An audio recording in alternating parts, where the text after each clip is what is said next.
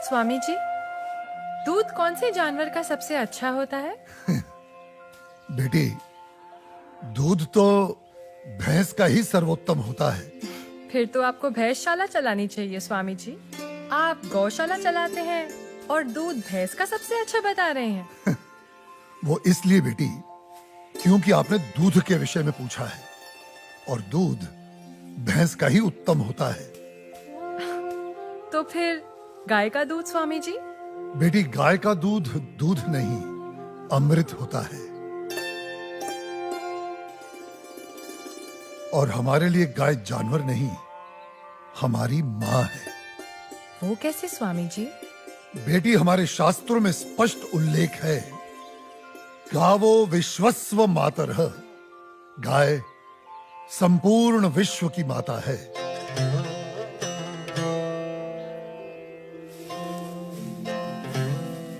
बेटी, गाय ही संसार में एकमात्र ऐसा प्राणी है जिसके अंग अंग से संसार को लाभ प्राप्त होता है। गाय दया, ममता और त्याग की देवी है। गाय लोक मंगल का स्वरूप है।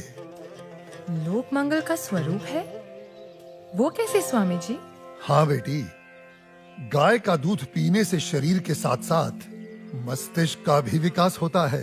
गाय के दूध में 8 प्रकार के प्रोटीन्स, 6 प्रकार के विटामिन्स, अनेकों प्रकार के एमिनो एसिड्स और न जाने कितने प्रकार के दुर्लभ तत्व प्राप्त होते हैं। It's a complete and wholesome food. ये मानव शरीर के प्रत्येक रोगों के लिए वरदान है। इसीलिए ये अमृत है। अब तुम गौमूत्र को ही ले लो। गौमूत्र बेटी अद्भुत औषधि है और हमारे आयुर्वेद में तो कई सारी जीवन रक्षक दवाएं गौमूत्र को केंद्रित करके ही बनाई जाती हैं। अच्छा। क्या आपको पता है, अमेरिका अपनी दवाइयां बनाने के लिए काऊ यूरिन इंडिया से ही इंपोर्ट करता है। रियली? अब आओ गोबर पर। काऊ डंग, जिसका अज्ञानी लोग बहुत मजाक उड़ाते हैं, वही गोबर ईंधन और खाद यानी कोल और मैन्योर का काम करता है। It's a natural fuel and fertiliser. आपको पता है बेटी, गांव के कच्चे घरों की दीवारों पर गोबर लेपने से उन पर सूर्य की सख्त और विषाक्त किरणों का असर ही नहीं होता। ओह। बेटी, हमारे शास्त्रों में कहा गया है कि गाय के खुरों से उड़ी धूल यानी गोधूली अपने मस्तक पर लगाना तमाम तीर्थों में स्नान करने के बराबर है। लेकिन स्वामी जी, आपने ये गौशाला खोलकर जो बूढ़ी और दूध ना देने वाली गायों को शेल्टर दिया है, अगर कोई कसाई इन्हीं गायों को काटकर उनका मांस अगर बाजार में बेचता है, उसे तो 30-40 हजार का लाभ हो सकता है। लेकिन आपने तो इन बूढ़ी गायों को शरण देकर उसके पेट पर तो लात मार दी है। उस बेचारे का तो रोजगार छिन गया है स्वामी जी। हम कितने एहसान फरामोश हो गए हैं बेटी। चलो आज एक कैलकुलेशन करते हैं। एक गाय 20 से 25 साल जीती है। वो अपने जीवन काल में 15 साल हर रोज 15 से 20 लीटर दूध देती है।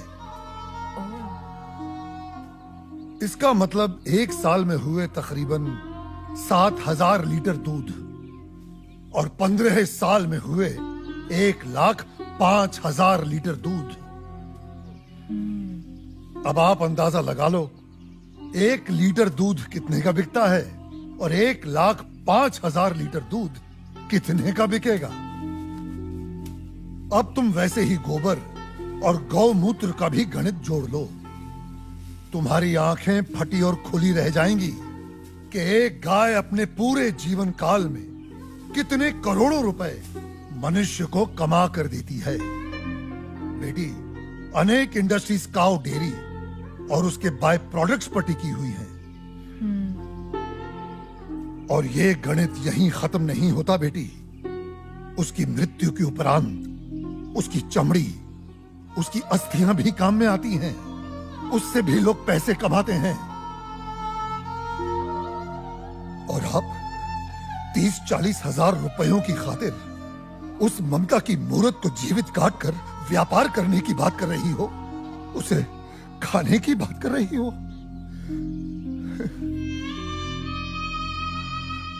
और कितना त्याग, कितना उपकार चाहिए एक प्राणी से।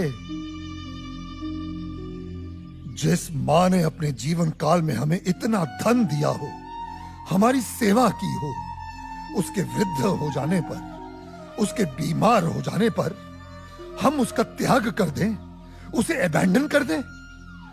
धिक्कार है ऐसी सोच को।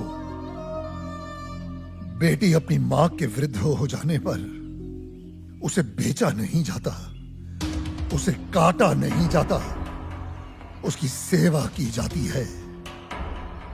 मैं आपकी बात से सहमत हूँ स्वामी जी, लेकिन आपका पॉइंट ऑफ व्यू प्रेजुडिस भी तो हो सकता है, क्योंकि आप एक हिंदू हैं। ओ मैडम जी, आप बिल्कुल गलत बोल रही हैं। मैं एक मुसलमान हूँ और मेरा नाम इस्लाम मुन्ना शेख है और मैं इस आश्रम का ग्वाला हूँ। और हमारे कुरान पाक में कहीं भी गाय के गोश्त को खाना नहीं लिखा है। हम हिंदुस्तान में रहते हैं। अगर गाय हिंदुओं की माँ है तो गाय हमारी भी माँ है। तो इसका मतलब आप भी गौ हत्या के खिलाफ हैं? 100%। हम हिंदुस्तान में गौ हत्या नहीं होने देंगे।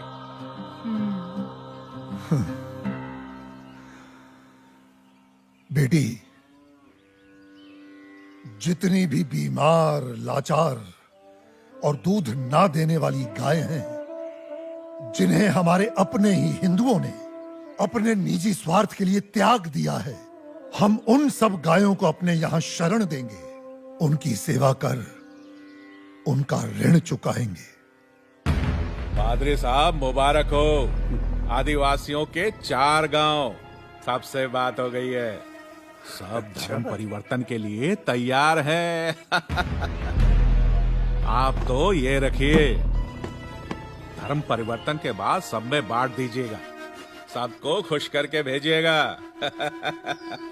Thank you my dear, God bless you. मगर पादरी साहब, उन आदिवासियों के सारे वोट मुझे ही मिलने चाहिए।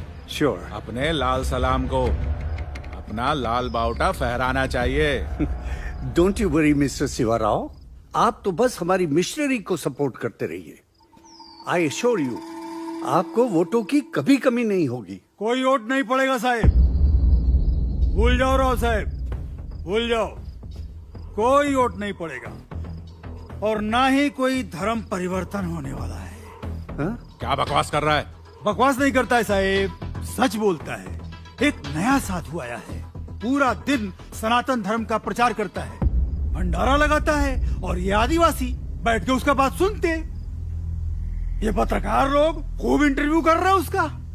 और भाई, उसका कन्विंसिंग पावर इतना जबरदस्त है कि कोई भी दूसरा धर्म घंटा अपनाएगा। ये तो कुछ नहीं साहब, अपना मांस का धंधा चौपट होने वाला है। वो सारी बूढ़ी और बीमार गायों को शरण देता है। वो स्वामी गो हत्या के सख्त खिलाफ है।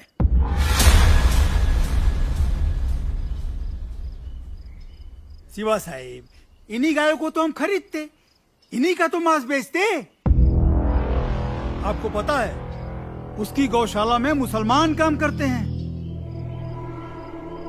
और हमारे कसाई घर में कई कसाईयों ने गाय काटने से इनकार कर दिया है। शिवा साहिब, गाय नहीं कटेंगी तो धंधा कैसे होएगा, और धंधा नहीं होएगा तो पैसे कहां से आएंगे, और पैसे नहीं आएंगे तो इलेक्शन में जीतेंगे कहां से। तूने अपनी भाषा में समझाया नहीं उसको? समझाने गए थे साहिब, साले ने दम देके भगा दिया हमको। बोले तो बहुत सॉलिड है, एकदम पावरफुल है वो।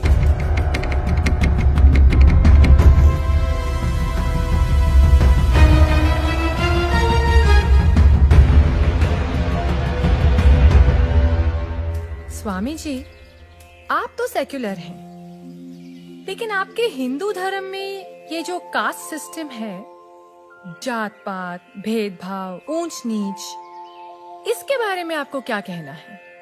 हाँ बेटी, इन्हीं बुराइयों ने तो हमारे सनातन धर्म को कलंकित कर दिया है और मैं बेटी इसका सख्त विरोध करता हूं। लेकिन बेटी, क्या तुम जानती हो, ये ब्राह्मण, क्षत्रिय, वैश्य और शूद्र जातियां नहीं हैं, ये 4 वर्ण हैं और इन 4 वर्णों का विभाजन जन्म के आधार पर नहीं, कर्म के आधार पर किया गया है। समाज की उत्कृष्ट व्यवस्था के लिए, गवर्नेंस के लिए स्वयं मनुष्य ने इन वर्णों को बनाया है। बेटी, जो तेज बुद्धि वाले थे उन्हें पूजा पाठ, पठन पाठन, यज्ञ हवन और ज्ञान का प्रचार सौंपा गया, वे ब्राह्मण कहलाए। जो बलिष्ठ और शक्तिशाली थे उन्हें समाज की रक्षा का भार सौंपा गया, वे क्षत्रिय कहलाए। जो बिजनेस माइंडेड थे उन्हें व्यवसाय दिया गया, वे वैश्य हुए। और बेटी, समाज में स्वच्छता बनाए रखने वालों को, सेवा करने वालों को चौथे वर्ण का नाम दिया गया, वे शूद्र कहलाए। बेटी, हमारे शास्त्र कहते हैं, जन्मने जायते शूद्राः संस्कारात् द्विनोच्यते, अर्थात जन्म से प्रत्येक व्यक्ति शूद्र होता है। वो केवल अपने संस्कारों से, अपने कर्मों से ब्राह्मण, क्षत्रिय, वैश्य या शूद्र बनता है। अब आप मुझे ही ले लो। पहले मैं अखाड़े में पहलवानी करता था तो तब मैं क्षत्रिय था। आज मैं प्रवचन देता हूं तो आज मैं ब्राह्मण हुआ। और यदि कल मैं कोई व्यवसाय करता हूं तो मैं वैश्य कहलाऊंगा। समझी? मेरा ब्राह्मण या क्षत्रिय होने पर कोई कॉपीराइट नहीं है। बेटी, हमारे सनातन धर्म में ऊंच नीच का कोई स्थान नहीं है। ये चारों वर्ण एक दूसरे के पूरक हैं। They are interdependent on each other. ये एक गाड़ी के 4 पहियों के समान है। बिना एक दूसरे के सहयोग के समाज का कोई भी महत्वपूर्ण कार्य पूरा नहीं हो सकता। जी स्वामी जी। बेटी, सनातन धर्म तो समस्त वर्णों, समस्त प्राणियों में करुणा, दया और अपनत्व की भावना रखना सिखाता है। सर्व धर्म समभाव में विश्वास करना सिखाता है। हमारा धर्म सब धर्मों को एक समान मानता है। बेटी, हमारे लिए तो ये पूरी धरती एक कुटुंब है, एक परिवार है। The whole world is one family. वसुधैव कुटुंबकम। पंडित!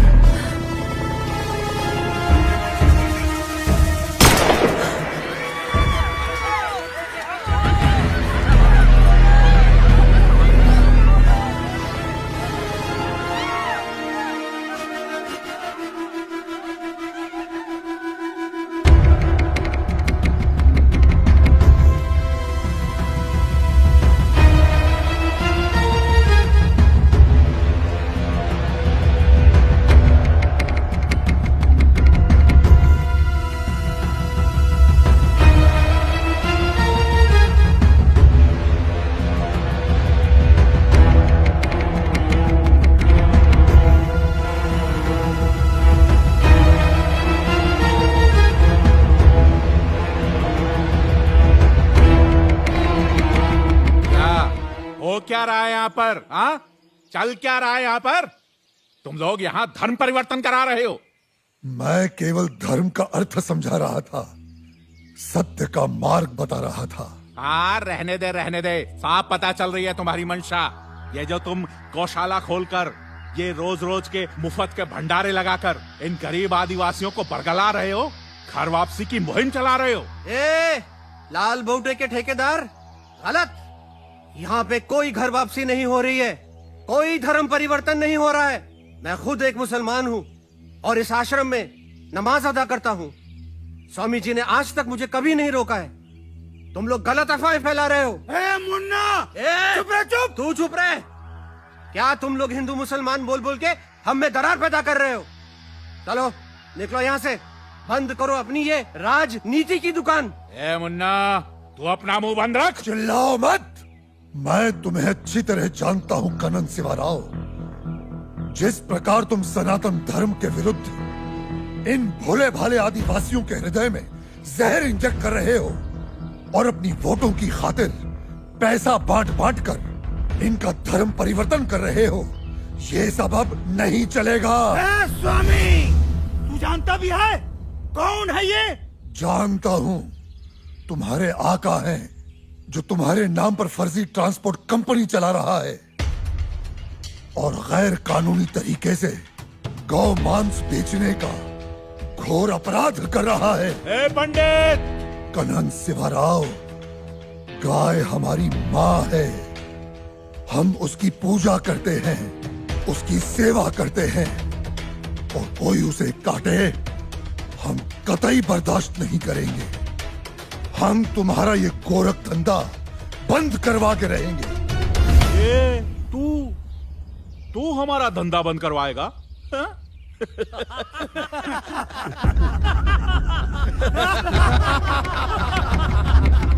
जाइला।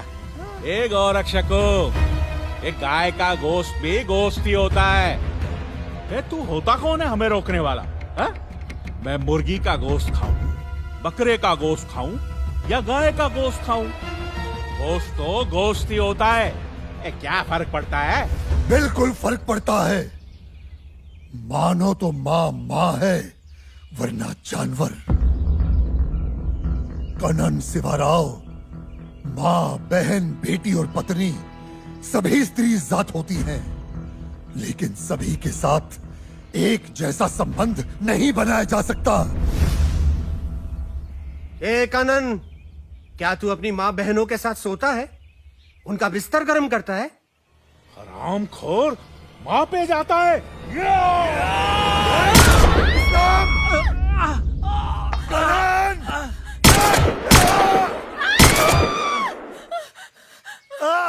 ये हमारे दलित भाइयों को भड़का रहे हैं, उनका धर्म परिवर्तन करा रहे हैं। मारो!